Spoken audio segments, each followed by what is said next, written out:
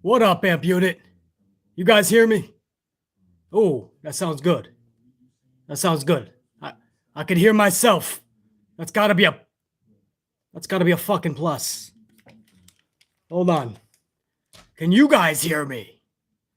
What up? Yes. Hold on, let me stop my playback here. Hold on. That's gonna fuck with me. All right. Live, baby. Got to make sure everything's rocking with you guys, man. Otherwise, I'm just shooting the shit for 2 hours. Nobody can hear me. Although, you see the tagline, man. There are no words anymore.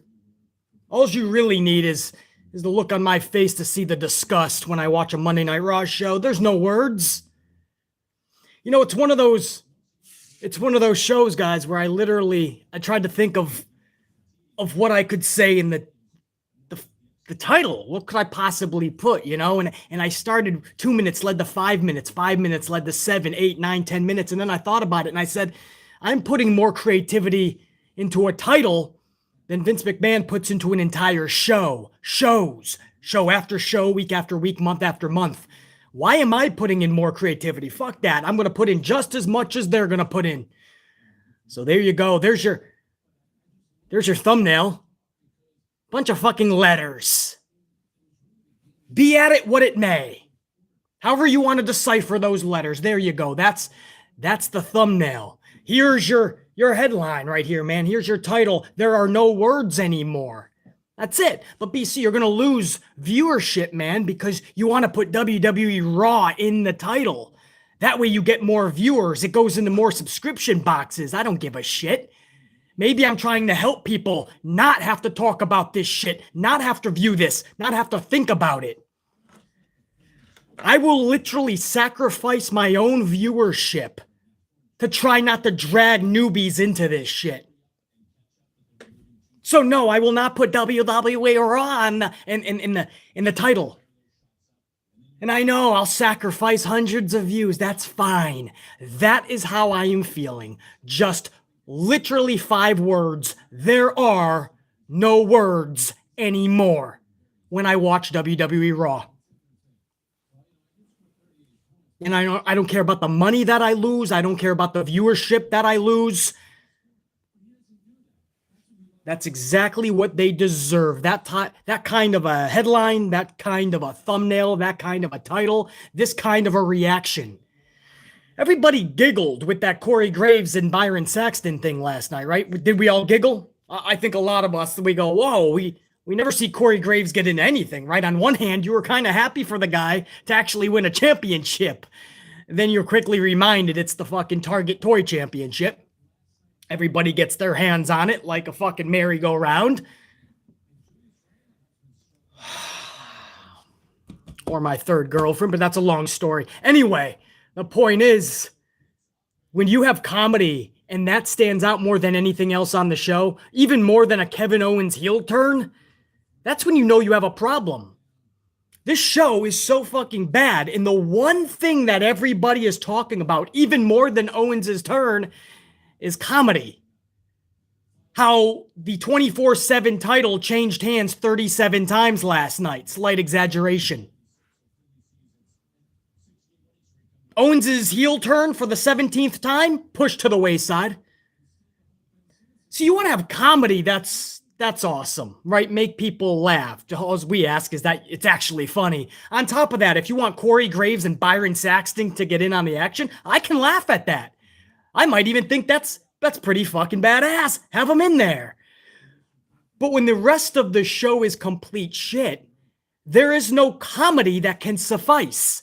You shouldn't have even had that segment on the show. All of your time, all of your energy should have been put into actually developing a good show. with serious stories that are cool, that are badass, that are intriguing, that are exciting, that have to do with Survivor Series. But no, that's what this company does. Their comedy is going to get them sliding and scapegoating through every single show. That's going to be their scapegoat, man. Comedy, comedy, comedy, comedy. They're going to rest their laurels on comedy, even though the shit's not even funny. That's my problem with the Corey Graves and Byron Saxton shit last night. Otherwise, I would have thought, hey, pretty cool. Put him into the action. Put him into a segment. But when you don't know how to perform or put on a damn good show for any other segment, even Kevin Owens' heel turn, that's the fourth time at least that he's turned either face or heel.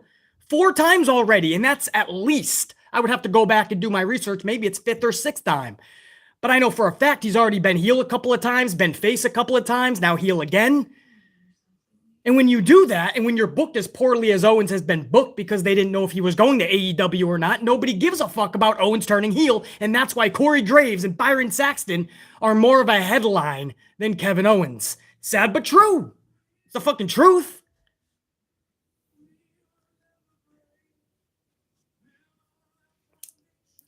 No care. I'm validated once again, and I don't even want to be. Every time I say that, it hurts to say because I know how accurate I am. Every time I say this company doesn't give a shit, I am always correct. And then they go ahead the next very show and they prove it yet again, after again, after again. And I don't pat myself on the back, trust me. They don't care. Survivor Series is in 12 days from now, 12 days. What build do they have going? 0. Nothing. They're going to rest on Becky Lynch versus Charlotte, the 2 champions. They're going to rest on Big E versus Roman Reigns, the 2 champions. They're going to have 1 week to try to do something to get people intrigued with those matches. One of them, Charlotte and Becky, we've already seen 116 times. And Roman and Big E have no build other than Roman in a feud right now with the rest of the New Day. So you have 1 week to build that. Good luck. Oh, and then you want to talk you really want to talk about the Survivor Series elimination match? Get this for Team Raw for the men. Rollins, Balor, KO, Rey Mysterio, and Dom Mysterio for Raw. And first of all, they had AJ Styles ready to rock and Bobby Lashley, and they decided to go with that team instead. So then they panicked. Last night, they booted Dom Mysterio. They actually put in Bobby Lashley, and AJ Styles... For some reason, he's still not even part of one of the best wrestlers in the world who they knew was coming back this week. And even if they didn't, it was just announced on Twitter this fucking match 48 hours ago. AJ Styles is not even on the team. I am done with him holding the hand of Omos. I am done with AJ Styles being in the mid-card for more than a year and a half now. AJ Styles needs to be that damn heavyweight main event top caliber superstar that we remember him as. Whether he gets the championship again, he's got to be in that league. Anyway, that's your team. That's the first problem. You have guys like AJ Styles and Bobby Lashley off of it, so now you have to take people off and put those people on. Number 2, literally nothing of acceptance if you win this. You're not gaining anything, and I don't want to hear about Royal Rumble spots. The Royal Rumble should be a surprise top to bottom. I don't want these to be a 30 entrant or number 26 to 30. No, I want that to be a surprise for Royal Rumble. It's up to them to get creative. What is on the line? You can't even say bragging rights because most of, if not all of Team Raw was just on SmackDown 10 days ago, 2 weeks ago. Am I right? Maybe one name wasn't. I think Rollins was. Balor was. I think KO was too, wasn't he? Rey and Dom. I think the entire team was on SmackDown 2 weeks ago.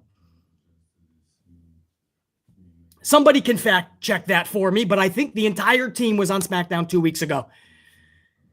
So are they really all of a sudden just flying that team red? And Pierce last night, Pierce is hilarious as he takes out Dominic. He really is so passionate about Team Raw winning. but yet isn't he also the leader of SmackDown?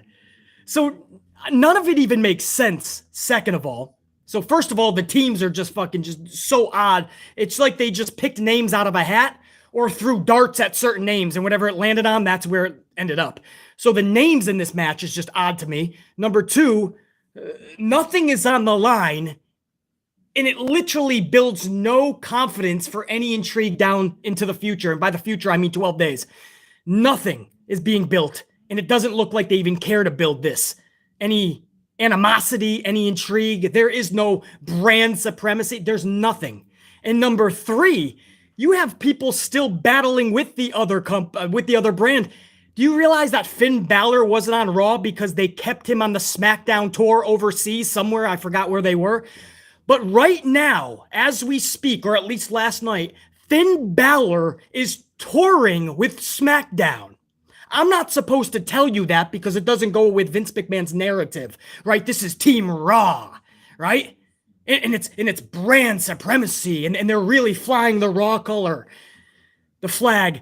Do you realize that Finn Balor is touring with SmackDown right now? The UK tour, thank you.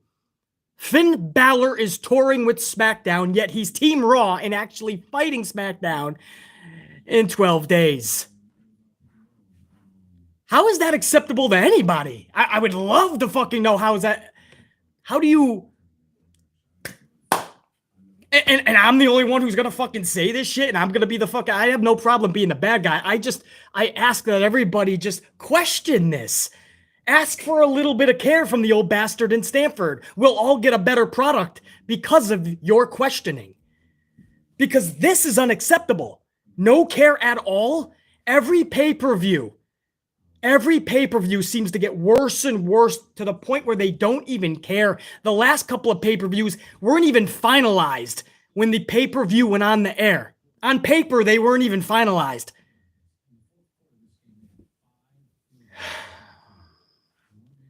And the women, should we go over the women? Oh, first of all, for SmackDown, it's McIntyre, Jeff Hardy, King Woods, and Zayn and Corbin.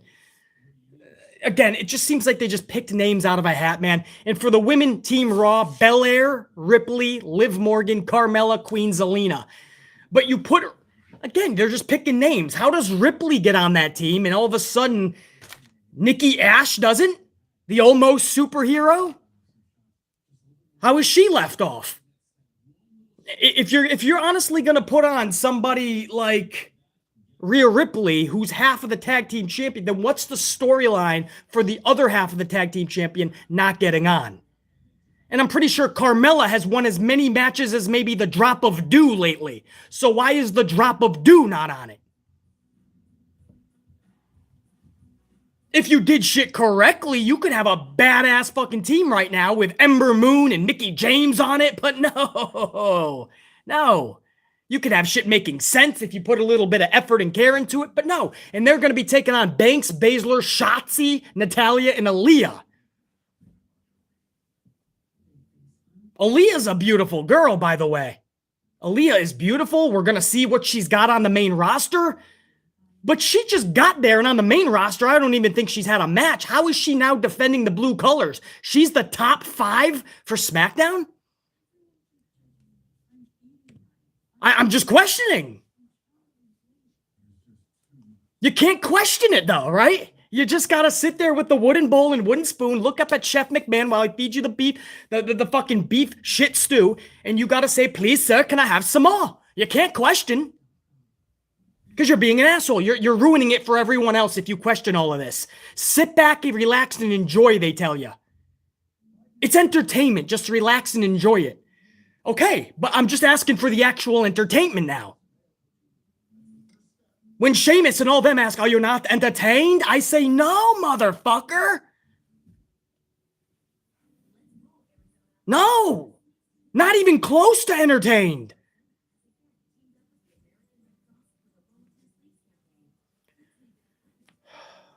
That was a long-winded 15-minute near cold open. But a lot needed to be said there, man. This isn't even just trashing Corey Graves and Byron Saxton. That could have been fun if it was on a show that had a lot of fun stuff happening. A lot of newsworthy topics, a lot of build to Survivor Series, some epic encounters. That show last night didn't have that. Instead, they wanted to put their time into this comedy shtick shit. And that's why we're talking about that more than anything else. And I can't say it's for justified or good reasoning. And on top of that, Survivor Series in 12 days, like we knew it was going to be, is an absolute joke, a clown show, a shit show. All of our concerns raised weeks ago, and they were justified after last night. There's no defending this anymore. I mean, the people that try to defend it, they're absolutely the joke now. They're a joke just like the show because you can't defend it. Vince McMahon has taken everybody that used to defend Monday Night Raw, because there was a lot of people that used to defend Raw. Vince McMahon literally took a shit on them. He used all of them and then took a shit on them. They were there, coddling McMahon's balls at every turn, defending everything. And when McMahon cashed in on everything, and he's got the company in position to sell at any moment, he turned around, he flipped off all the defenders, and he took a shit on the faithful people that backed Vince McMahon to the very end. It's the truth. Took a shit on him. And all those poor defenders, man, they're like, damn, we got played. You did. I tried to tell you a long time ago. I tried to tell you that's what the dude was going to do.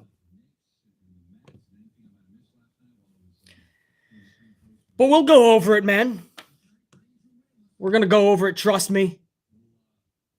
Hold on. I saw, what up, unit? Let me get the big screen rocking, man. I saw some super VIPs already come on up. And I want to start off, before I start the review, let me say what's up to my VIPs, man. Ashley Steggles was up here a while ago, man, saying with that 179, we gonna talk about it last night, amplified style. Ashley Steggles, you know it, brah. Thanks for being up in here, man. Let me crack this son of a bitch and toast you guys, man. Enforcer 2K9, 2-spot. The time has come and gone for words. Best way to put it, man. We talked. There are no more words, man. Now we're just going to bash the hell out of these shows because it's justified. I feel bad for the talent that I have to do this, but Vince McMahon is going to get that wake-up call one way or the other. Enforcer 2K9, no doubt. Enforcer 2K9 also has another 2-spot. He says, I haven't watched a show since the releases. Bro, you're standing up for those that got released, for the Karrion Crosses, for the Keith Lees, for the Mia Yims, for the Frankie Monets, for the Ember Moons. You're standing up for them, Enforcer 2K9, man. If a lot more people did that, that would hit Vince McMahon in the old bank, but maybe not. He's getting much bigger money from the networks and the streaming services and whoever the fuck buys this company. We're peanuts to him, man. He doesn't care if we buy a pay-per-view because he's already got the money from the streaming service. So unfortunately, Enforcer 2K9, you're doing yourself a favor, but Vince McMahon doesn't feel that at all. Enforcer 2K9 with a 5-spot as well, man. Couple of coffees by Enforcer. The same company that says they're too old is the same company who still relies on legends like Goldberg, Brock, and Edge. Make that make sense. Oh, bro, Vince would have Shawn Michaels wrestling every week if he could. He would have The Rock out there every other week if he could. If The Undertaker actually wanted to, he would have Taker wrestling once a month at every pay-per-view.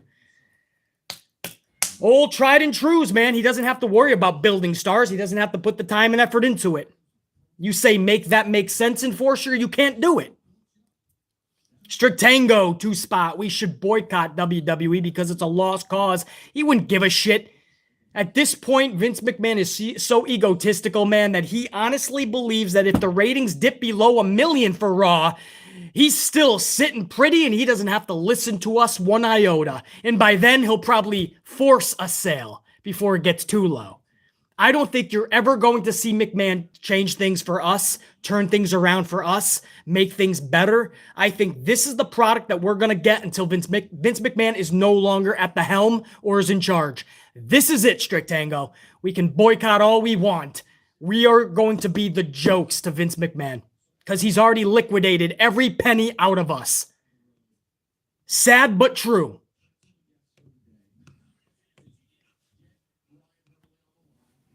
Absolutely sad but true. Joey's Adventures. What up, man?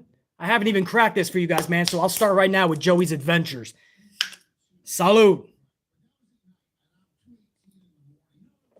Ah, man, caramel, dude. Hold on. Let me get another sip. This is good.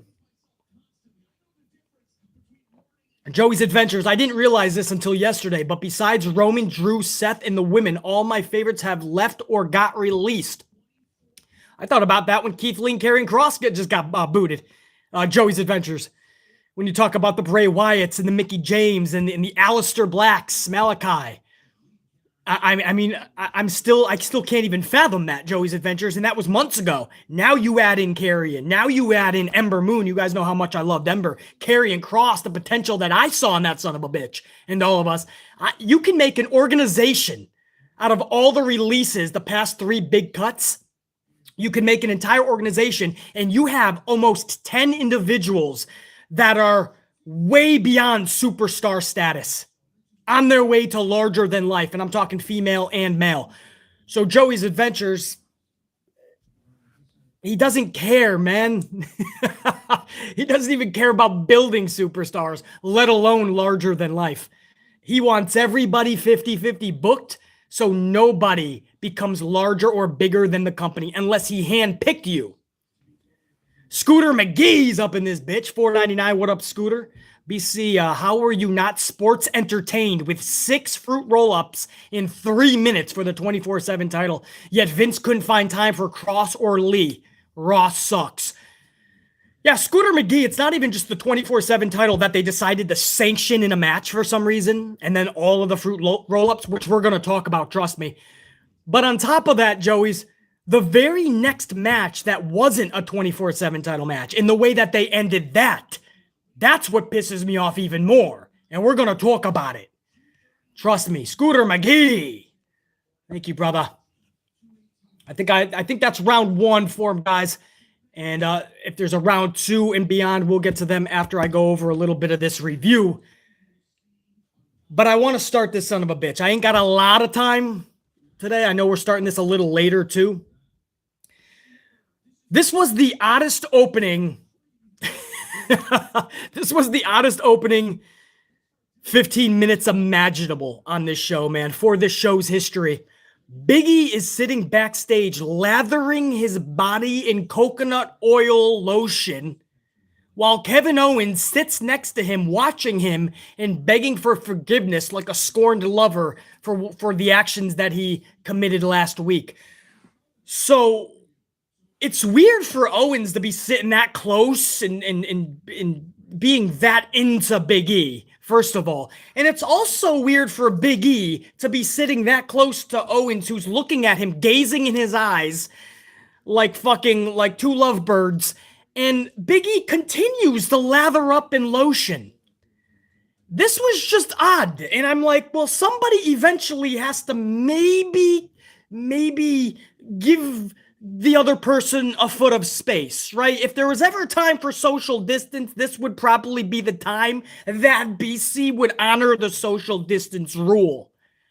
Maybe just a little bit, but no. I mean, there was a lathering lotion segment, dude, 4 or 5 minutes, and they're shooting the shit, and Big E's like if he's getting soaped up in a shower, and Kevin Owens is loving every fucking second of it. Okay. What a way to start off a banger of a Raw, right? We used to start with the glass shattering, and here comes Austin 3:16. We used to get The Rock and The Undertaker and Triple H and Kurt Angle and Vince McMahon, the Mr. McMahon character, and we'd have something awesome starting the show. Now we get Big E lathering up. Big E and his lotion escapades. Times have changed. It's not the same WWE we once knew, man, or remembered. And then we went into Seth Rollins coming to the ring wearing a blue raincoat straight out of the closet of Mary Poppins. I don't even know what the fuck this dude was wearing, man, but it was straight out of the closet of Mary Poppins. It was bright ass, and it was like, it was a raincoat. I mean, this guy honestly makes Conor McGregor's wardrobe look pristine. And he comes out there and he starts talking all this shit to Big E and to Kevin Owens. Owens eventually comes down to scare Rollins away, and Rollins runs away. And that's your opener. That's your 15-minute opener. That's the opening. That's what we started this show with, guys. 15 minutes of Big E lotioning his body and Seth Rollins talking shit in his raincoat. What is that building for the rest of the night? I would love to know. It's rhetorical. Nothing. Owens versus Rollins later in the night. Wow. Okay. We haven't seen that 61 times in the past.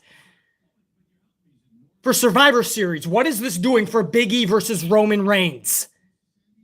This has nothing to do with Seth Rollins and his Team Raw doing anything to escalate any tension with Team SmackDown. This does nothing. So no. Sorry, not sorry if I didn't get excited to see a match that I've already seen 61 times before.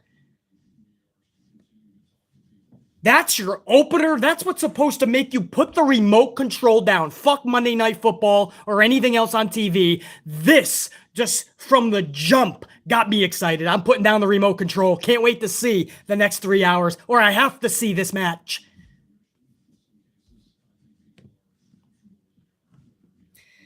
And it didn't get better after the opener, right? We go into an eight-man circus schmaz tag match. 8 dudes right in there, right? What did I tell you guys? No care. It's so easy when you can take a bulk of your roster and just go out there. Put on a 17-minute match. Eat up some time. 20 minutes. That's it. The old bastard doesn't have to think about creating a storyline or what does it lead to. Nothing. 8 dudes went out there, 4 different teams. RK Bro, The Profits, Dogs That Are Dirty, and Styles and Omos. One of the best wrestlers in the world, AJ Styles, is still tagging with Omos. We thought this was just going to be to train Omos a little bit, right? Vince put him with Styles, one of the best wrestlers in the world. They're going to do a little something with RK Bro. No, that started before SummerSlam. Here we are at Survivor Series, and we're still doing RK Bro, Styles, and Omos. And don't even tell me long-term storytelling because there's been no story. We have just seen RK Bro versus Styles and Omos, either tag team or one-on-ones or 3-on-3s with somebody else or 4-on-4s, 5-on-5s. We have seen RK Bro. We have seen Randy Orton, Matt Riddle, AJ Styles, and Omos 95 times since before SummerSlam. That's not a story. That's just having them wrestle every show. To the point of nauseum and boredom. Redundancy at its highest peak. Fucking truth. Need nobody to fucking agree with that. That's just the truth. So we're still doing it. And then you have the Profits and the Dogs That Are Dirty. Didn't they both just come from SmackDown?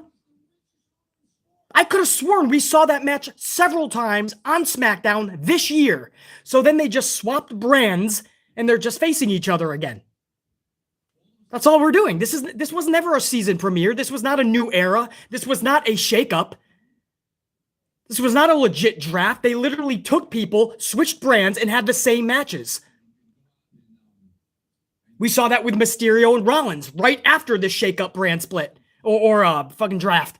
And all of a sudden, Mysterio and Rollins, who had the feud earlier in the year, here they are wrestling already. But I'm not supposed to remember that. I'm not supposed to talk about that.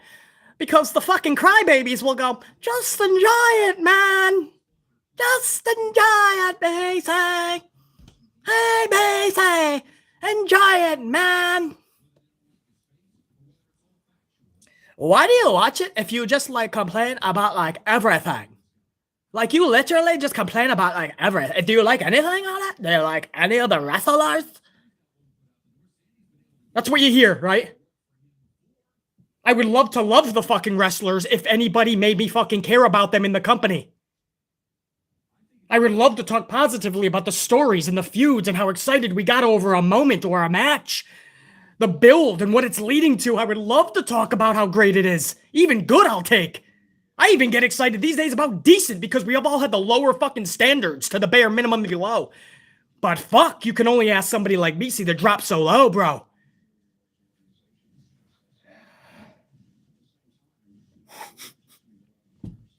So you get the little bitch boy brain and do you even like it? Why do you complain all the time? I don't like you complaining, but I'm gonna keep watching you because you're wildly entertaining. These fucking idiots. They cry because they're on a fucking vid who clearly, somebody's hosting that clearly couldn't stand the show. Clearly the chat couldn't stand the show. Clearly the unit can't stand the show. But they watch, don't they? They watch because they know BC's wildly, way more entertaining than the actual show. They'll watch and they cry. And then they're forced to ask themselves, why did I keep watching Paisley? Because I fucking own you, bitch. That's why.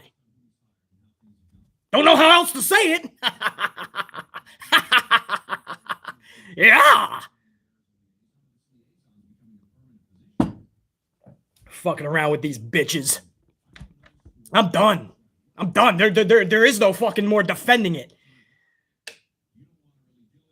They're going to sit down in their place. We're going to make them. Because it's done. It's done. This is unacceptable. This is absolutely unacceptable. This product. I liked Raw. What is this guy talking about? I liked it. Did you see the 24? Wait till he gets to the 24/7 title. He's going to love that. You can't say anything bad about that. That was funny.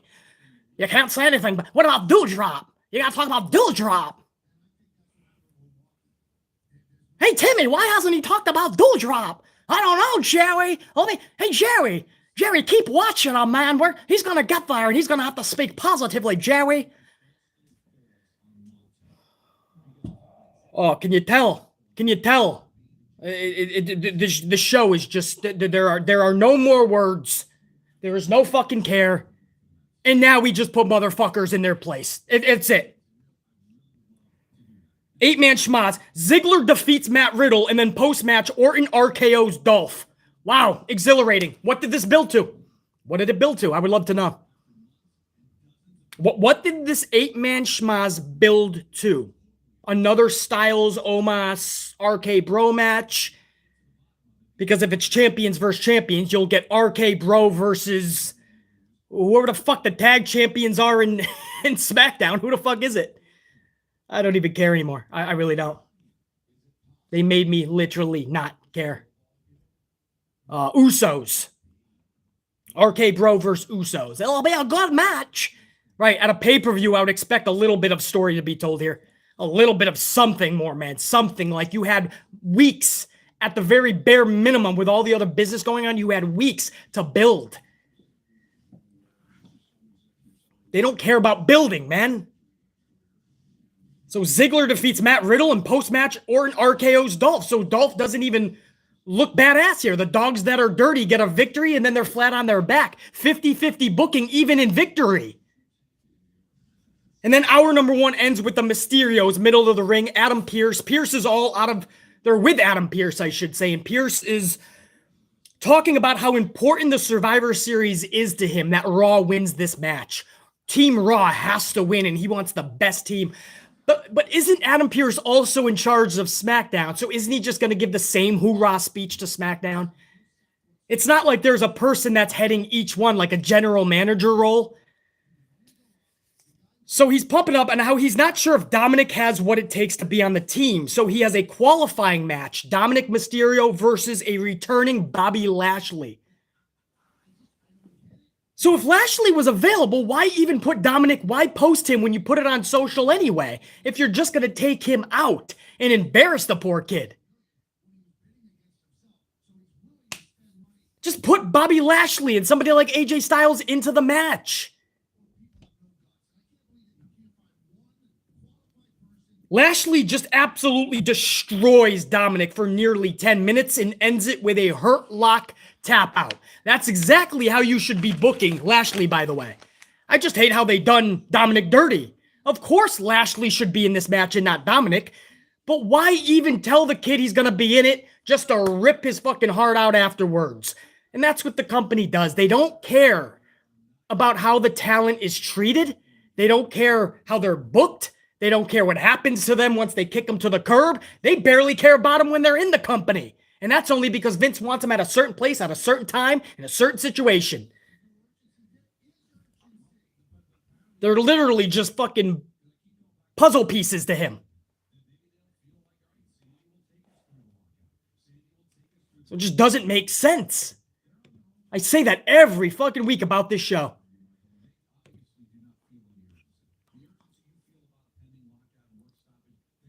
Anise Sarwar, $4.99 coffee. What up, Anise? Hey, yo, BC, what's up? What up, Anise? I heard a rumor, just a rumor, that I can never be known as champ around here. LOL, War Dog ran off and it can never be defended. Well, I don't know. I mean, there's this War Dog is the current champion. If he gave the title up, then the War Dog gave the title up, man. But if I ever have a championship, if the bell ever rings for that championship title, then the bell's defended. Whether Anise is up in here, Carlos, JR9, Jazz, NJPW, whoever it is, anybody always has a chance at the live stream championship. So I don't know about that rumor, Anise. Just that. Careful with rumors. Usually not right. Weed Whacking Willie's up in this bitch. What up? 5 spot, Weed Whacking Willie. All of a sudden, WWE loyalists feel Keith was overhyped, Cross was boring, and Nia was overprivileged. It's sad, really. Also, Honking Harry says hi. Yeah, I saw Honking Harry, man. I was on my way to my third coffee earlier after a little bit of business. And Honkin' Harry was going to town, man. He was booting people out of the way on the road. Saw me, started honking, almost crashed into a light pole. But I saw Honkin' Harry. And yeah, as far it was hilarious in a sad way. All of the WWE defenders, when BC said, "Oh, they're booking Keith Lee wrong. They're booking Karrion Kross in a tragic way. This is not good. This is gonna hurt him." And the WWE defenders, they said, "Oh, stop. He's gonna be fine. You just gotta support him still. Trust me. Vince knows what he's doing. He has a plan." And then they get released like so many others. And then and this is what I mean about Vince taking a shit on WWE defenders. They went to bat for Vince, and Vince turned around and took a shit on him. Because then what do? You can't defend it after that. Oh, man. I said he had a plan, and he fired them. I said they have immense talent. Don't give up on them. They're going to be something special. You guys are just giving up on them. And it was Vince, in the end, who actually gave up on them. It's funny, but in a sad way, Weed Whacking Willie. Joey's Adventures, 5 spot coffee. I'm glad Bianca lost because all those title matches after constantly losing the one before it will make her Charlotte Flair booking forced. Man, but Bianca lost against Becky last week, you mean, right, Joey's? Yeah, I think that was probably the way to go. I don't want to see 50-50 booking either because that will absolutely taint Bianca Belair. This was ruined for Bianca when she lost to Becky in 26 seconds at SummerSlam. After that, you have to be very careful how you rectify. And they have yet to rectify, by the way. But Becky keeping the title for now, absolutely the right call. You can't just hot potato that thing back and forth. So Joey's Adventures, I absolutely agree. Hold on, before we get to hour number 2, let me make sure I got that second round. I think I got all the second round, guys. Any more supers in the third round, I'll get after I go over the second hour. But I want to start the second hour with Big E defeating Chad Gable with the big ending. Post-match, Otis stares down Big E. That could be fun. It's like a school bus colliding with a public transportation bus, right? 2 different styles, but still 2 Mack truck-like fucking entities. A school bus, a public transportation bus. Boom! Otis versus Big E. But Otis was staring down Big E, man. Maybe he saw that lotion segment at the beginning of Raw, and maybe he liked that a little bit too much. I don't know. But he was gazing just like Owens was earlier at Big E, man. So we'll see that probably down in the future. I mean, they're hyping Otis and Big E more than Big E versus Roman Reigns for Survivor Series.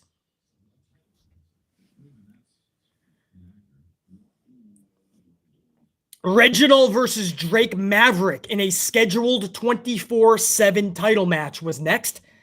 Maverick hits the fruit roll-up, the awe-inspiring, ultra-devastating fruit roll-up to Reginald for the victory. So Reginald, he can flip, he can dive, he can get himself out of any situation, but we know if he gets hit by the roll-up, that's it, bro. That's a wrap. And then Ninja Tozawa comes out of nowhere. Ninja Tozawa hits the ring to hit a fruit roll-up of his own, and Ninja Tozawa rolls up Drake Maverick to become the new 24/7 champion. And then Corey Graves leaves the commentary booth, and Corey Graves rolls up the Ninja, and Corey Graves becomes the new 24/7 champion. And then Byron Saxton gets out of or up from the commentary booth. Byron Saxton rolls up Corey Graves, and Byron Saxton becomes the new 24/7 champion. And then Reginald somehow rolls up Byron, or maybe somebody got it from Byron and then Reginald got it. But either way, Reginald got it back because Byron got rolled up and Reggie ran off with his 24/7 title. And get this, Cedric and Shelton chasing after him. So Cedric and Shelton have become mainstays in the Catering Crusaders. Cedric and Shelton, just a few weeks ago when they got back together with Bobby Lashley, and the whole wrestling world was talking about how the Hurt Business is back, except for one podcaster, one YouTuber, right? It was BC. And I said, guys, don't get worked up. Don't get all excited. This is just to get fed to Goldberg. I told you guys that. First of all, MVP isn't even with the group. He's the mouthpiece. He's the centerpiece, and he's gone. Secondly, Lashley's being fed to Goldberg anyway, so what the hell do you think Cedric and Shelton is going to be? They're just going to be meat to be fed to Goldberg. And sure enough, that same week, they got fed to Goldberg. Now they're not even with fucking Lashley. They're literally trying to chase around the 24/7 Target Toy Championship.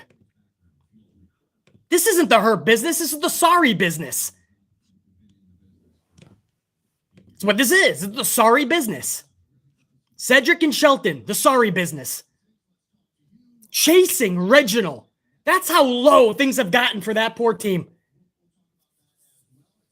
On one hand, you could say at least they're out of catering, right? Allow the caterers to refill that triple layer mousse cake. But on the other hand, maybe it would be better if you're kept off TV than running around chasing this squad. Maybe I'd want to stay off TV at that point. Keep me with the triple layer mousse cake. I could even help the caterers. I could get that mousse cake out quicker.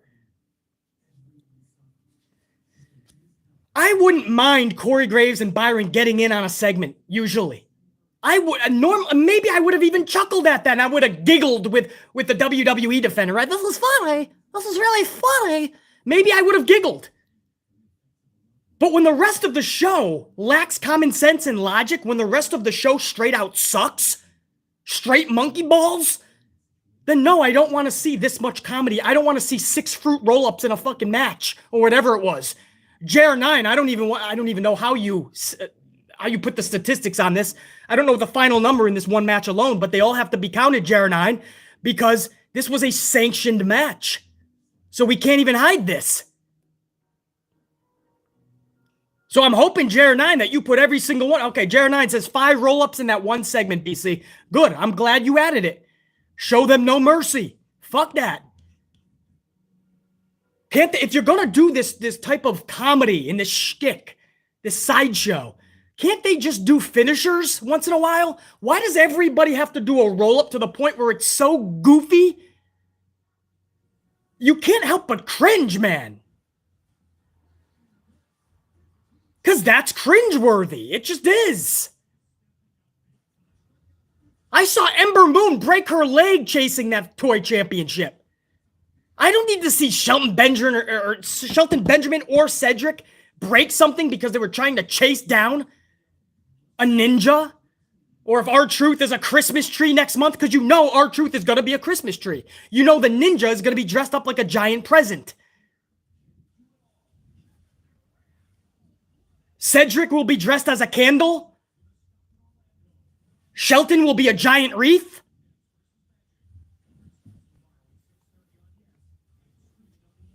And you'll see Jeff Hardy chasing all of them with a big fucking bow tie ribbon.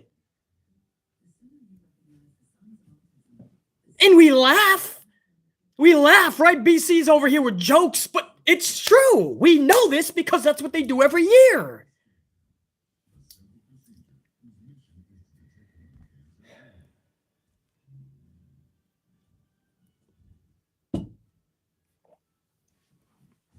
Roll up after roll up after roll up after roll up. Doesn't somebody in the back just go, okay, hold on. This is a little too goofy. Somebody has to tell McMahon. They can't all be so scared to tell McMahon anything. They have to tuck at least one ball out from its hiding spot, out from its cave. One ball has to come out, and somebody has to stand up to McMahon. Triple H has to say, bro, daddy-in-law, it ain't working.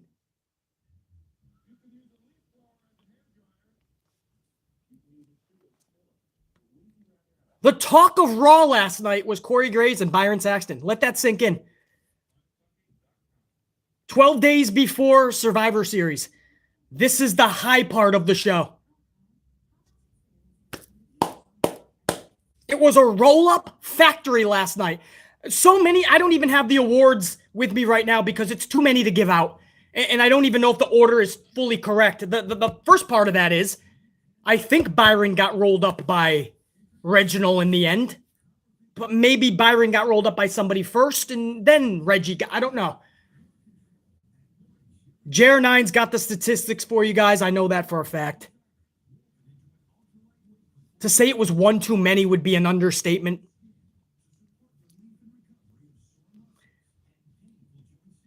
I mean, how this is okay for people, man. Because they giggle. Right? It's like when RK Bro first got together and everyone giggled. And now look, now you have one of the best wrestlers in the world, Randy Orton. He's tied up for the foreseeable future in a tag team. AJ Styles, one of the best wrestlers in the world, tied up in a tag team.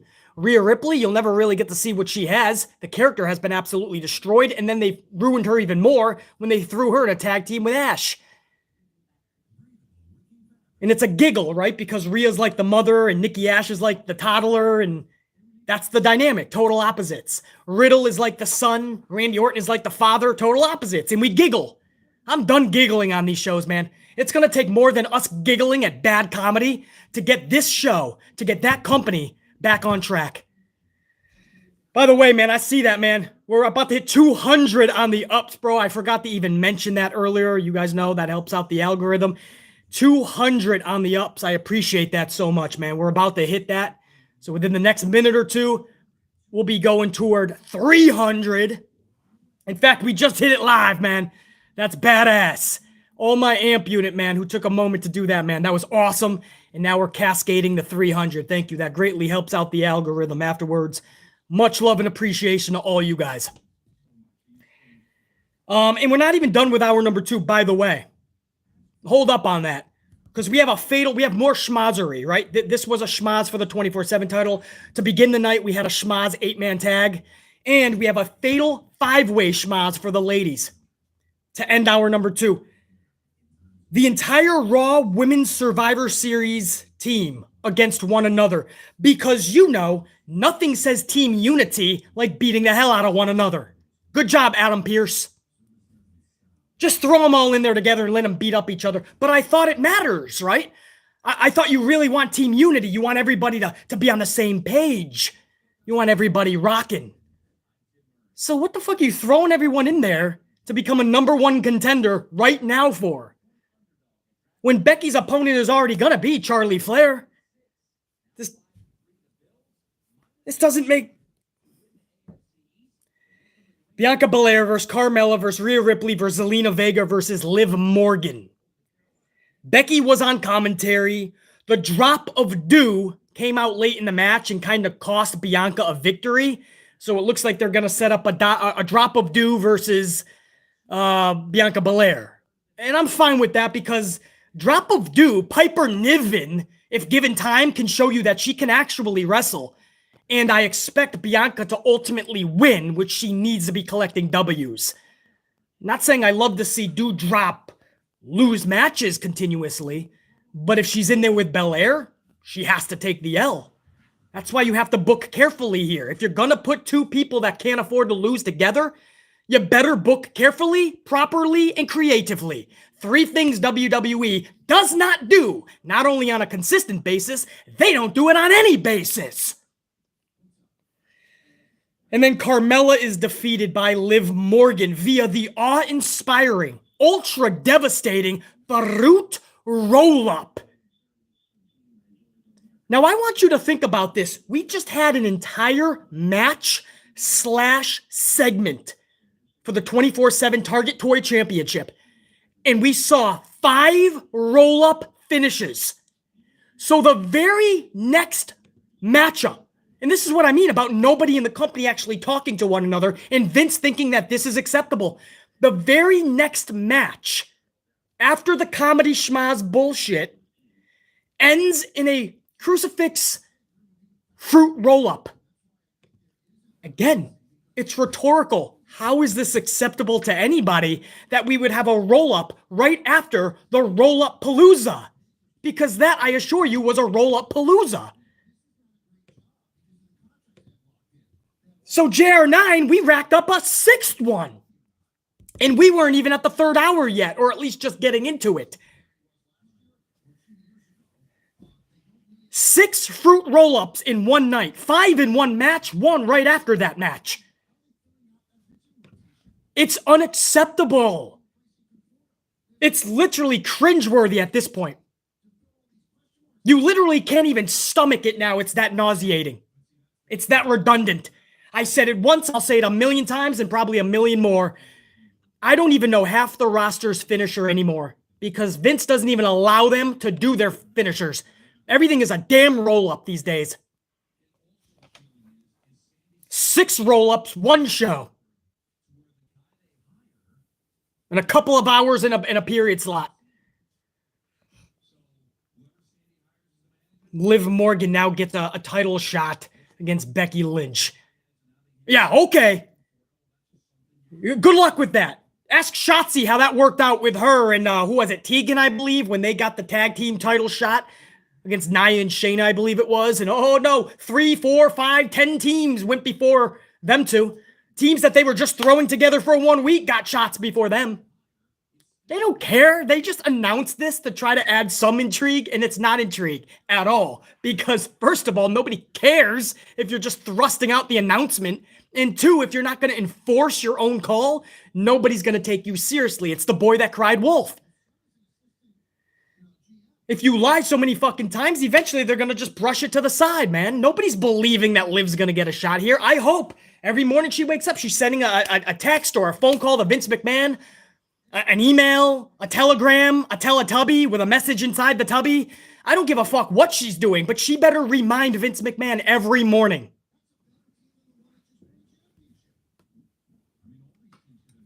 Vince, hi, yeah, beautiful out, yeah, beautiful in Stamford, Connecticut, and hope everything's going good. And by the way, I got a title shot, bye. Hey, Vince, heard about your latest business deal, man. Good job on a $1.5 billion increase in sales. Awesome. And by the way, I got a title shot, bye. 3, 4 times a day, I'd be reminding this son of a bitch. You pass by him in the hallway, everyone's scared to talk to Vince, not me. If I'm Liv Morgan, hey, Vince, how you doing? Got a title shot, bye. Stop in on his office, knock, knock, knock, open the door. Hey, Vince, just wanted to remind you, I got a title shot, bye. 4 or 5 times, I don't give a shit. That would be my fucking message on the machine. Got a title shot, bye. I'd be telling the Stooges. I'd be telling everybody I pass by. I don't care if it's Ricochet, Jeff Hardy, Carmella. Got a title shot, bye. Got a title shot, bye. That word eventually will circulate. Got a title shot, bye. Because until I see it actually happen, nah, I don't believe it.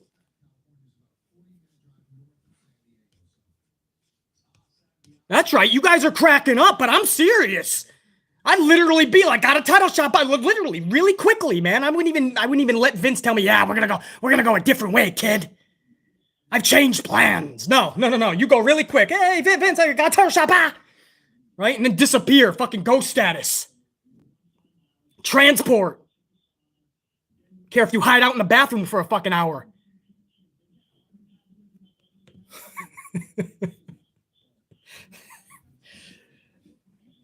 But until I see it, man, I'll believe it when I see it. Put it that way. Hour 3, man, was basically that main event. I'll get to that in a second, but I saw some supers come in here first, guys, so hold on. And by the way, I thank you guys for joining me later in the day on a fucking Tuesday afternoon. I know I never go on this late, but thank you to the hundreds here live and to the thousands that are going to check this video out later, man. All apologies if you guys missed it live. There's nothing I could do. I had some business earlier, and this is the only time slot I could come on, but I'm just thankful that this will be up on the channel for you guys that didn't catch this live. And for the hundreds of you live right now, let's keep rocking. I want to go to Heel Bubs, 5-Spot Coffee. What up, Heel Bubs? WWE says they want to build new stars, but Dom gets booted from the team because he's never been a world champ. Where does the building come into play? They give you what you want to hear, Heel Bubs. And then they realize their faults. They realize their own mistakes. It's tragically hilarious that like the next day after they announce something so ludicrous, the next day they usually realize how stupid it was to do such. And then they have to backtrack. Oh, we had Bobby the whole time? Bobby was coming back this week? Get Dom the hell out of here. So Dom gets booted. Don't be surprised if somebody... I don't know, man. There is a... Do you guys remember? And Heel Bubs, I know you must. You remember when Vince McMahon stood in the middle of the ring with Stephanie and Triple H and Shane and all them, and they said, we hear you. We know we haven't been that great of a product, basically, and we're going to start bringing you the freshest matches, the newest intriguing storylines. Superstars will feel like such. They made... The whole McMahon family stood in the middle of the ring and gave us a bunch of hogwash. And then the very next week, it was right back to fucking normal, bro. So they give you what you want to hear, and they literally, I'm using that word correctly, by the way. A lot of people don't use the word literally in the right way. They literally don't change a damn thing. Heel Bubs, your question is my question, and I'm sure all of ours. Carlos, there he is. Carlos Ray, what up, dude? 5-Spot Coffee, hope all is good, Carlos. BC, that show last night was hard to watch. Makes me wonder what's in store for Survivor Series. Not looking good. Carlos, this, honestly, man, and I mean this, and I'm hoping I'm wrong, by the way. Sometimes something looks really shitty on paper, and it comes out okay. The performers really step up tenfold when they shouldn't have to that degree. But Carlos, this has the potential of being the worst Survivor Series of all time. I don't want to say that, and I'm hoping I'm wrong. But Carlos, that's exactly what it has the potential to be. Because, I mean, they literally, there is no care. There is no care for this Survivor Series, man. Just like the last several pay-per-views. They stopped caring about them. Now that they got the money from the streaming service, now it's just quota. They just have to meet a quota here. Peacock, we're going to give you this so many special events. And I would love to know when it's all said and done, what the fuck is special about them?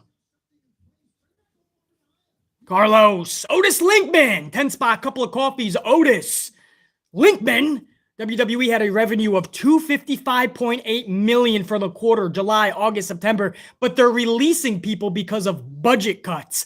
That's nonsense. This company is really going down the drain. Otis Linkman, it's already down the drain. You know that, bro. It's already, they're trying to be plunged back up right now. Vince probably doesn't even care. He's probably enjoying the fucking plunge. Because while he goes down it, it's like Mario Brothers. He's jumping down the fucking tunnel, and to him, he's going to wind up in a whole better place. A whole nother level.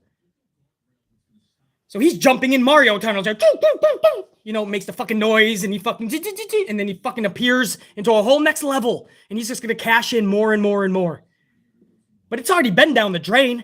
What sucks and what pisses me off about this the most, Otis Linkman, is that... They bragged. They had the conference call. They bragged about how much money they made, 255.8 for the quarter. They bragged about how much money they brought in, then proceeded to brag about how much they're going to bring in, and then an hour later, tops, all of these releases were sent out by Johnny Laurinaitis at the helm of Vincent Kennedy McMahon. But you're going to honestly brag about all this money that you're making at a time where lots of other people are hurting for money. You're going to brag. You're going to keep bragging throughout the whole conference call. And then you're going to turn around and go, by the way, almost 20 of you are fired. Then you're going to go over to the headquarters and you're going to fire employees because that's what happened. Hey, we're making a shit ton of money. More than we have in a long time. Think we're going to fire some people. Good luck on your future endeavors. Meanwhile, ROH, who literally was hanging on by a fucking thread, they tried all they could in their time of fucking desperation and need. They tried all they could. ROH hung on. They didn't want to release anybody. Little old ROH cared that much about their talent. Vince, no, man. That's what pisses me off, Otis Linkman. It's the lack of care, no care. Not just in storylines or for the product that we watch or review on TV, but no care for his actual talent. He doesn't give a shit. He doesn't even tell them face to face, man, that they're gone. Or what the reasoning truly was. What can they fix? Which, by the way, would have been hogwash bullshit anyway. Because people like Keith Lee were literally getting over on their own as the Limitless. They didn't need to change anything. Limitless didn't need to become a Bearcat. Karrion Kross didn't need to become an OnlyFans Steve Urkel. With fucking leather suspenders and a Evil Times helmet. You didn't need to change these people. But at least look at them in the face and say, this is why we're cutting you. As the boss, this is why you're no longer in our company. No, Johnny Laurinaitis has to do it via email, and in that email, he lies and he says budget cuts. Anyway, Otis Linkman, that's a long-winded answer. Can you tell that just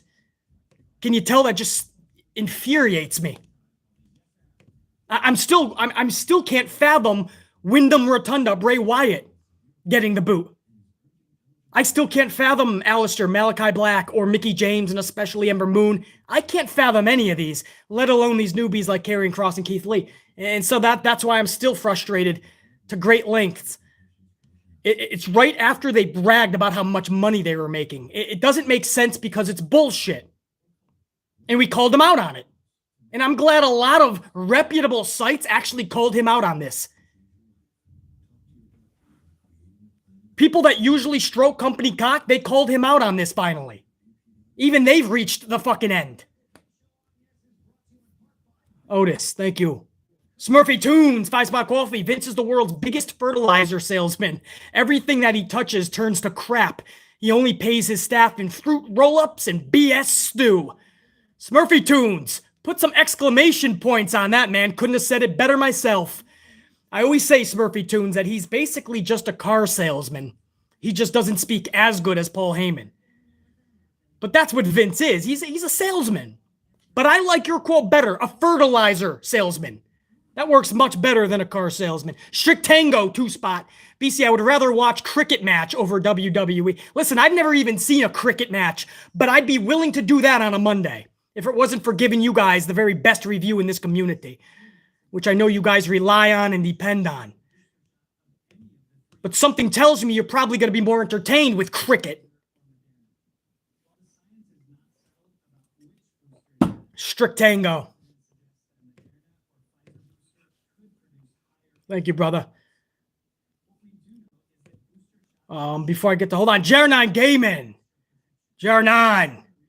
2-Spot. In 2021, 115 of 647 matches have ended by roll-up. That is 18%.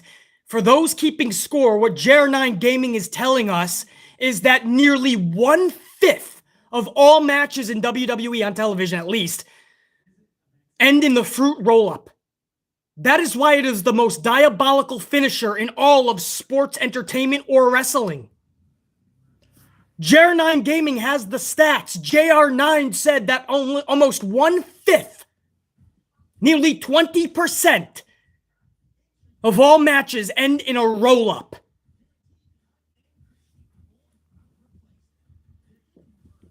That is bad. That is tragic. That is embarrassing. That is pathetic. That is unacceptable. And you know it. Jer9, thank you for that statistic, man, because I wouldn't have been able to see that in the regular chat. It's going oddly today. It's going actually fast for me, so I must be backed up with the chat on the smaller screen. The bigger screen has my supers up. So I thank you for that super, Jer9, so I could actually see that. That is absolutely unacceptable.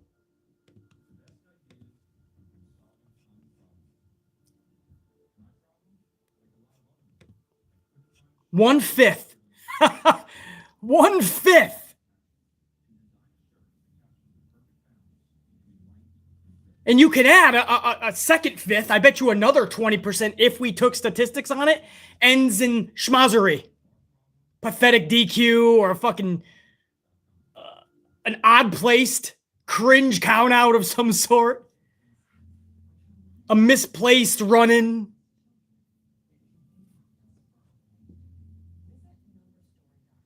Main event. This was basically the bulk of hour number 3. Seth Rollins versus Kevin Owens. Big E was on commentary. This was a half-hour match, a little bit more even from when they actually started with entrances. Owens gets counted out when he couldn't get past Big E to make the count. So Rollins wins and Owens is next level heated. Smoke is basically coming out of this dude's dome piece. He starts beating the shit out of Big E. Old school NXT Owens when he originally turned on, I believe it was Sami Zayn in NXT. And he gave him that power bomb, and that was like, damn, this Owens, that's the ruthless fight Steen fight Owens. That's the shades of Kevin Steen. You saw a little bit of that last night when he beat the hell out of Big E, and he also did the same exact power bomb onto the apron like he did to Zayn. You gotta believe this airtime, the main event spot, and the heel turn means that he has come to terms with Vince McMahon on a new contract with World Wrestling Entertainment. You would have to assume that it's no longer in the works. I mean, this dude's in the main event getting more than a half an hour. He just had a badass heel turn. I wish more people cared about it, but when you turn somebody face and heel 100 times, they basically become almost another Kane or a Big Show or a Nia Jax or a Charlotte Flair, where you turn them face and heel so many times because something's not clicking with the audience. And that's where you're headed with Kevin Owens. And that's why Corey Graves and Byron Saxton, that is more of a headline for the wrestling community today, way more than Owens turning heel. It's because people have already seen it several times in the past. But you have to believe with all of this happening, the main event, more than a half an hour, the heel turn, I think he has come to terms with Vince McMahon and WWE, and he has signed a contract. I don't think Kevin Owens is now going to AEW. I don't know where he would have went anyway, to be honest. I don't know where Tony Khan would have placed him, especially if he wants to get Karrion, especially if he wants to get Keith, especially if he wants to get eventually Murphy. I don't know the whole Impact deal, especially if he wants to get Wyndham Rotunda. I don't know what he does with somebody like Owens at that point. I think he has signed, man. This does not seem like this was to make Owens feel like he should sign. This looks like, okay, you signed. We're going to give you a little bit of a push now. And then when that's over, motherfucker, we got you for 3 more years. Go back to the beginning of the line. I hope Owens knows what he's doing, man, whether he already signed or whether McMahon is conditioning him right now. Basically lotioning him up like Big E would with his fucking coconut oil. If McMahon is trying to groom him to sign a new contract, because the second Owens does it, the same thing's going to happen that happened to Doc Gallows and Anderson, the OC, and so many others. They're going to sign the contract because they were told all of this great shit that's going to happen in their career, and then Vince is going to change his mind, throw them to the wayside, keep them off TV, make them irrelevant. I just hope Owens knows what he's doing, bro. Do you guys think that Owens has signed or he's about to after last night? Do you think it's already a done deal or Vince is just grooming him to be such? Or to do such? What do you guys think, man? I think he signed after that. About to sign. Main event over a half an hour with a heel turn? Beating up the champion? I don't know, man. Well, where do you go after that?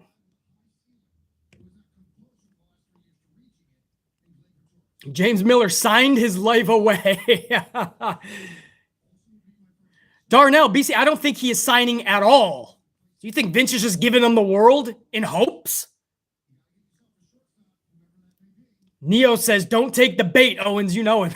I know. But that's what Vince does. He pushes you really good, like, oh, see, this is what you could be getting in my company.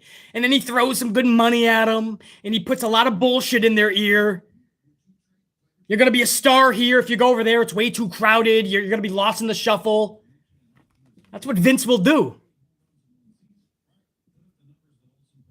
I agree, Mike. AEW actually doesn't need him, but even he would be a good asset still. But I just don't know where you would put Owens at that point.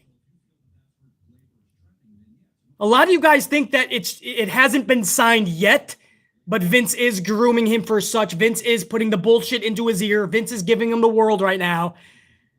And then there is some of you who feel like, BC, that maybe it's already signed. We'll find out in the near future. Oh, hold on. We're about to hit 300 on the ups, man. I love seeing that whole numbers. 300, man, in the next couple of minutes. So I appreciate that by all my amp unit who took a moment to smash that, man.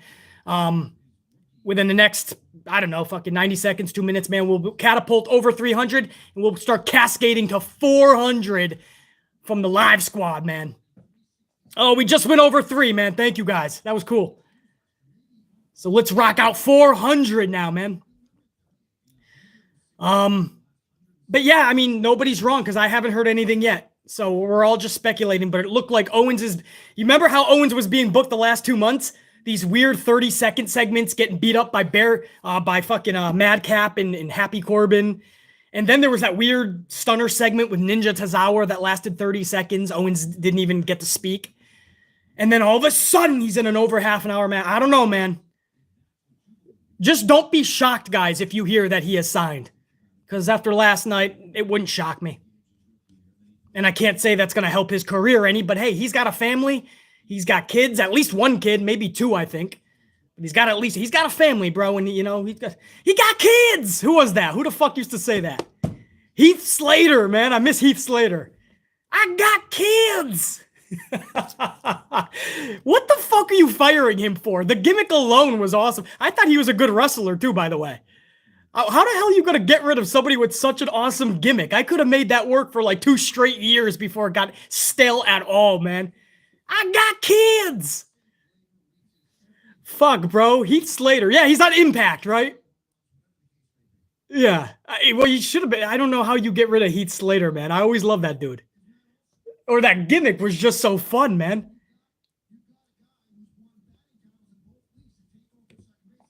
Hold on. I saw some more VIPs. Hold on, man. But Owens ends that show, and they gave him the bulk of the 3rd hour. So, I don't know. That tells me that if he hasn't signed, those negotiations have heated up, and Vince is racking up Owens, man. Oh, I got Jared 9. Harshvardhan Ingali. Haven't seen Harshvardhan in a second, man.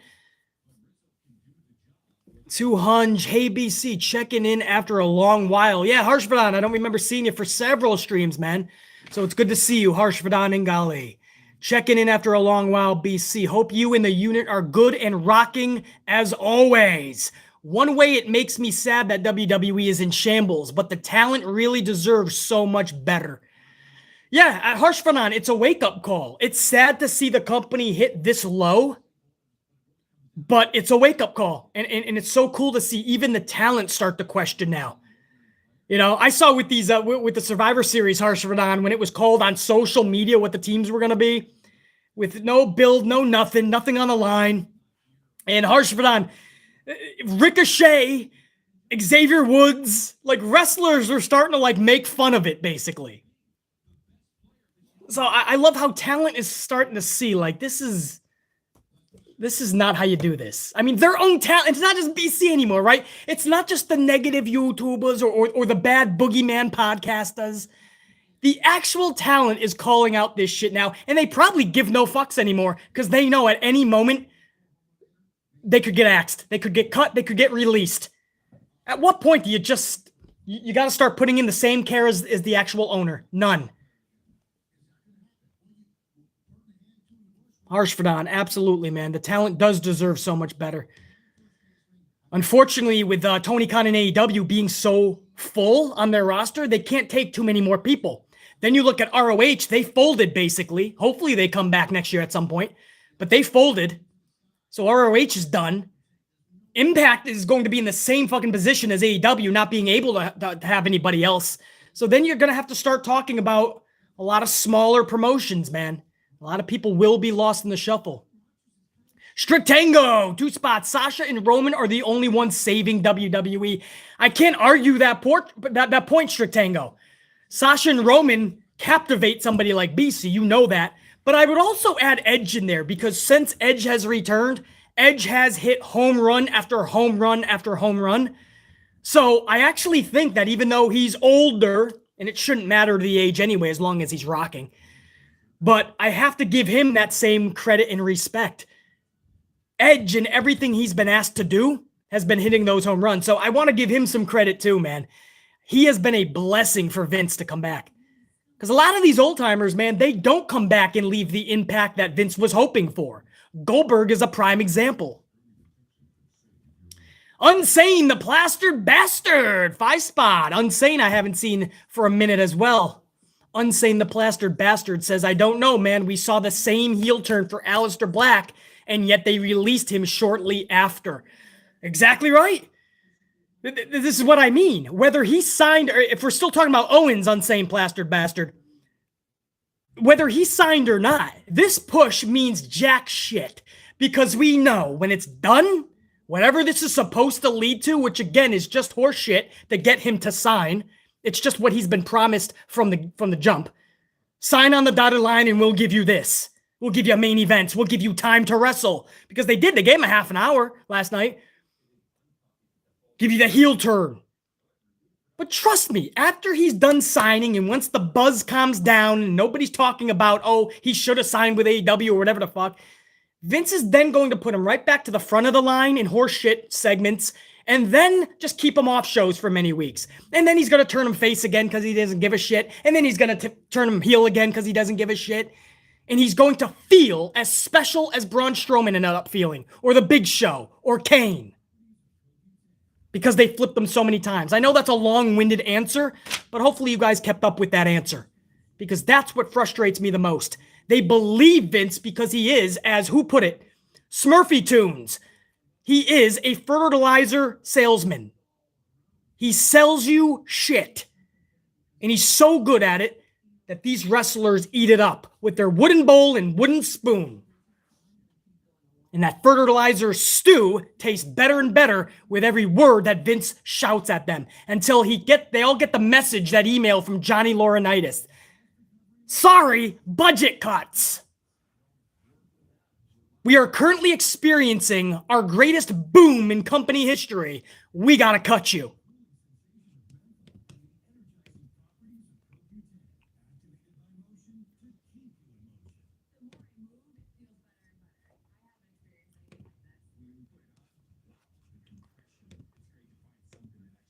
Hold on, I saw some more VIPs, guys. Hold on one second. I want to make sure I get everybody. Carlos Ray, man, 5 spot. Great show, brother. Salute to you and the AMP family. Much love.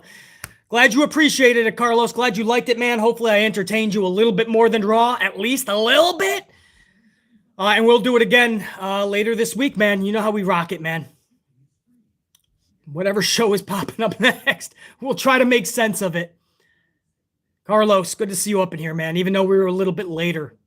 Smurfy Tunes, 5 spot coffee. BC, used car salesman is great, but he couldn't sell one to a hamster. Question, what is your current sub count? I don't have it, to be honest with you, because they used to give it a different sub count to every platform. So your what do you call it? Your creator studio on your phone, on your app would say one thing. Your actual count on your creator studio on the computer, on the interweb machine would say another thing. It would change. They would take people off. So what I did is I totally took it off the screen until they corrected their wrongs. So I don't even know where it's at, to be honest with you. But thankfully, I have thousands of awesome AMP unit members. That's what matters the most. The official count, It's a fluctuation because the tube is always constantly fucking shit up. But thousands and thousands, thankfully, man. Took 5 years to accumulate an awesome amp unit, man. I think I got everybody. Oh, no. Hold on. Ashley Stegels started it and then ended it, man. Ashley Stegels, $8.99. I miss when they used to do qualifying matches for the traditional Survivor Series match and for the Elimination Chamber. At least there was some sort of story behind them. Well, that's what Ricochet actually said, Ashley Stegels.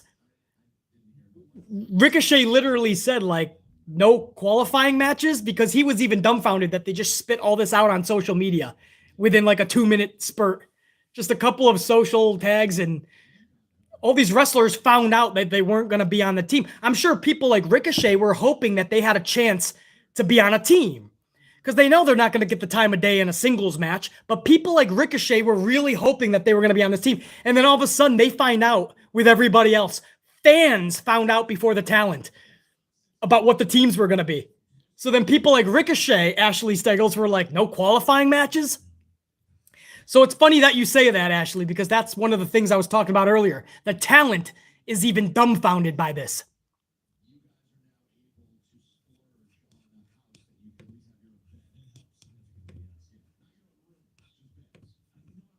Thank you, brother. Started this thing and ended it. Oh, not quite, though. Anise came in at the end, man. Anise is going to be the final VIP super.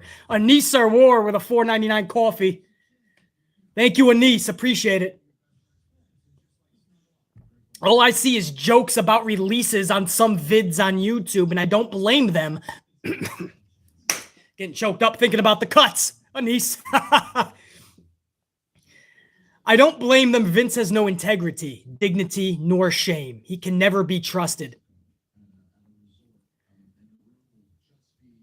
Okay, you're exactly right. And I said that 100 times, Anise. But now here's my question, Anise. When do the talents like Kevin Owens stop believing him then?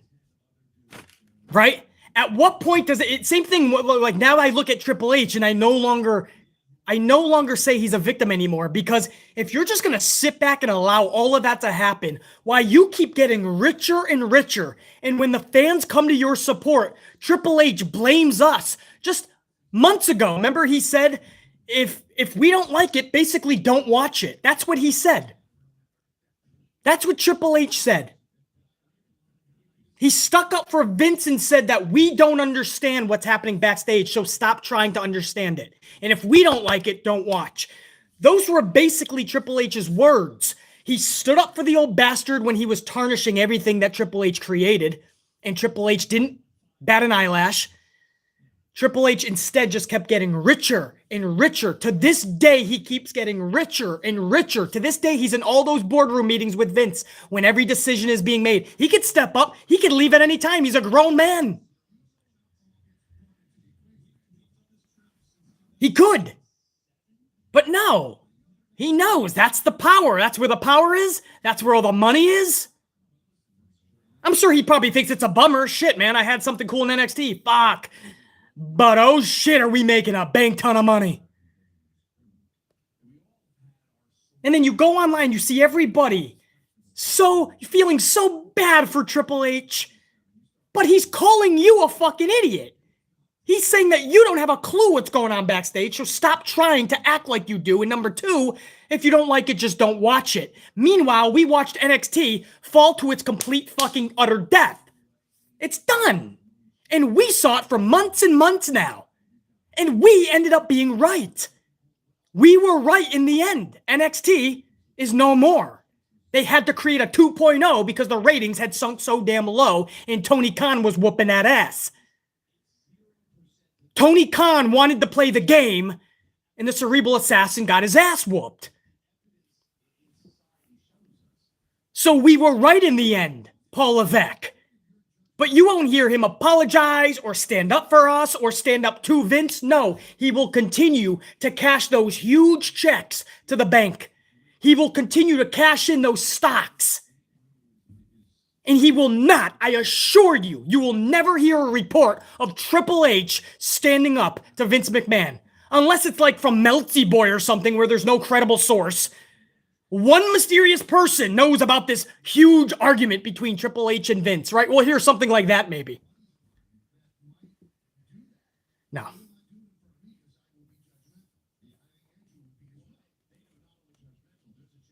So at what point, just like I am holding Triple H accountable for his non-action, at what point do we start saying that the talent themselves has to stop listening to the bullshit that Vince McMahon is feeding them?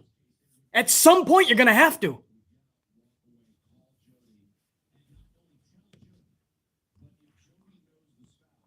So who was that? Anise. Absolutely correct. But I wanted to expand on that just a little bit and say that also now you have to start questioning the talents. Like, how could you possibly think this guy was honestly going to give you what he told you he was going to give you in this new repackaged deal that you signed? And Carlos, man, Carlos is the actual final VIP super for this video live stream, man. Carlos, it's fitting, man. Much love and respect. Hold it. Have a great day, everyone. Salute. Carlos is the last super VIP, man. Much love and appreciation over to Carlos Ray, man. One of my tried and trues. Always great having you just in the chat, man. The fact that you're sending over a coffee to BC, man. Always appreciated, never needed. Much love and respect right back to you, Carlos. And to all you guys, man, that's going to be the stream. I know this was later in the day. We still went almost an hour and a half to the hundreds that caught this live. We are going toward 400 on the ups, man. Let's keep rocking that because we're about to get thousands of, but once this vid goes live on the channel, but not live, after live, but once it goes up on the channel as a video, that's when the algorithm kicks in and we're about to get thousands of people come storming in. And they're going to see almost 400 on those ups, man. And they're going to see that we partied, bro. And that we had a good time for this hour and a half. So I appreciate every single one of you that took a moment to smash that up, man. And Pimp Jesus at the final second. Pimp Jesus with a coffee 5-spot. Pimp Jesus says, check you later. We'll watch later. So I think Pimp Jesus just came into the stream. Pimp Jesus, I appreciate the coffee, bro. And I will have this up on the channel so you can catch it whenever you want, dude. So thank you, Pimp Jesus, man. Oh, shit. And before Pimp Jesus, Danny Green was up in this bitch. Danny Green with a 449 coffee.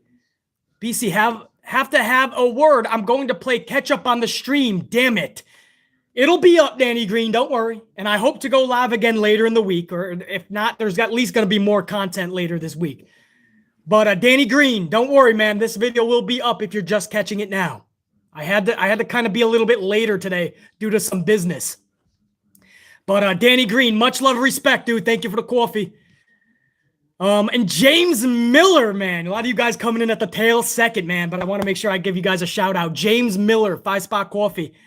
BC, you should patent just a little bit and put it on a t-shirt. I need new shirts, bro, for 2022. I'm thinking about it. You guys have absolutely smashed record sales on the shirts that you see below. Every single one of those shirts had at least 50 sales. And obviously you guys know the leader in sales. Those went over 200, like the Think Be Live, the bicep with the energy and the coffee symbols, the emojis, and the hoodie. Those were over 200.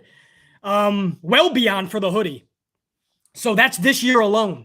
So I just wanted to give a little merchandise report, man. James Miller, I do have to think of new concepts, and I might just do such, bro. James Miller, salute.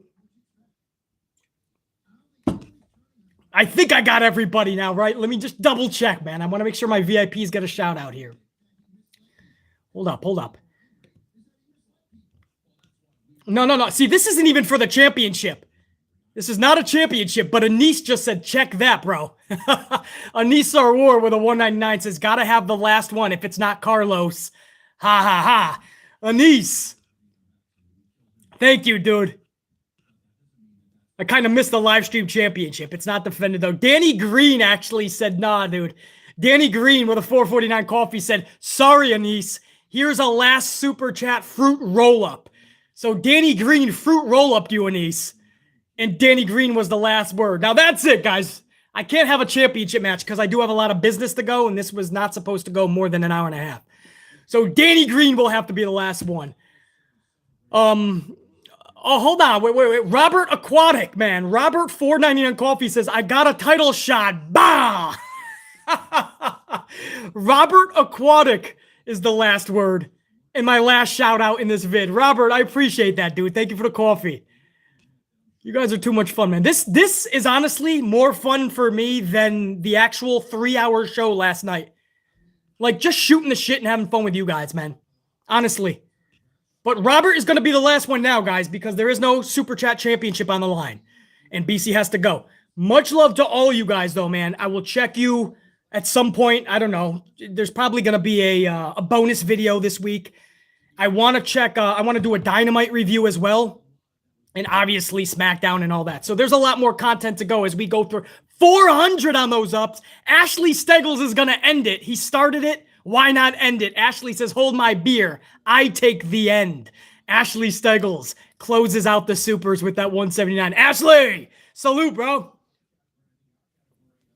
Started it and ended it. Ashley Steggles. Thank you guys, man. Beast Morgan, Trev Reigns, Danny Green, Chelsea Elaine, Thomas the Gazelle, chilling with Charlin Grin, Carlos Ray, you know it, man. War Dog was up in this bitch.